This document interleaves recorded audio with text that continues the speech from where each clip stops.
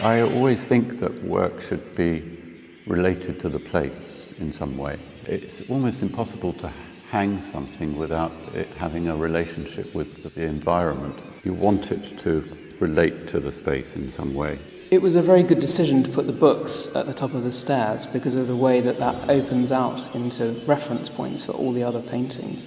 Yeah, I wondered about it being there. It's all to do with trying to discover meaning. The fact that the painting comes from ideas, from reading the books.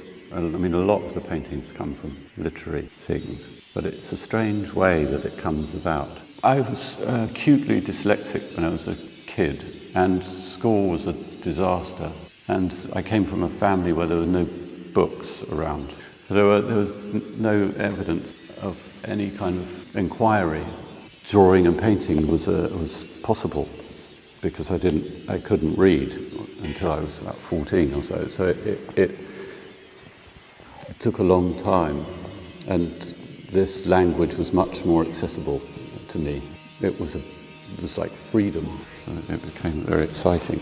Yeah, completely filling the space so that the whole wall becomes, in a way, an extended or exploded painting. It kind of brings into relation all these works which come from different periods. I mean, this door painting is a much, much older work, and then we have paintings here which are very recent from this year, so across a period of something like 25 years.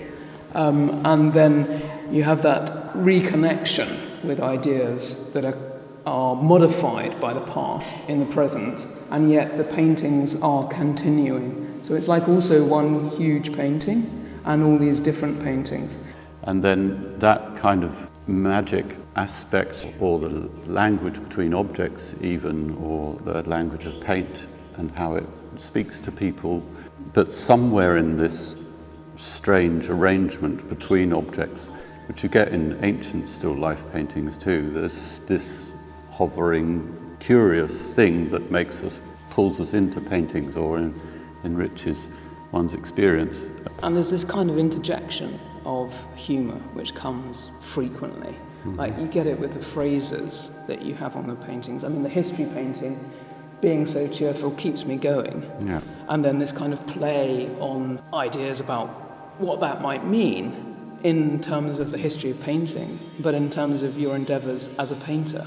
It's a human emotion. Someone looks at something, finds it funny, then they're interacting with it just like they interact with the language of the paint. That you kind of live on a surface level because you have to, otherwise you won't function. But as soon as you scrape away a bit of that, it all starts to become an extraordinary kind of magical event that's going on that's very exciting and rich. But I mean, that's what I find exciting about painting. When I look at paintings, you don't have to solve it. It's not like maths. It is very allowing of one's experience, and you don't have to stay there for long, or you can stay there for hours. The thing about paintings is that they do have a kind of icon aspect in that you also pour yourself into a work. It's never the artist showing off how clever he is. It's a dialogue of both. I'm interested in the language of painting and the history of painting and those sorts of things that make me able to make the work.